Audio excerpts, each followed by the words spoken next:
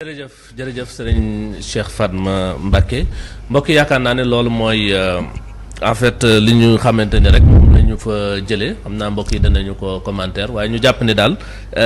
information bi nga xamante ni moo fa tukkee ci gan yi nga xamante ni ñoo ñëwoon ci sëriñ bi tamit déglu na leen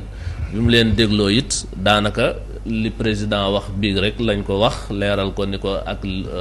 motif yi nga xamante ni moom moo jëm ci report yi waaye daal lañ ca am it jàpp ko mooy sëriñ bi moom àndu ci waaw loolu it lu mat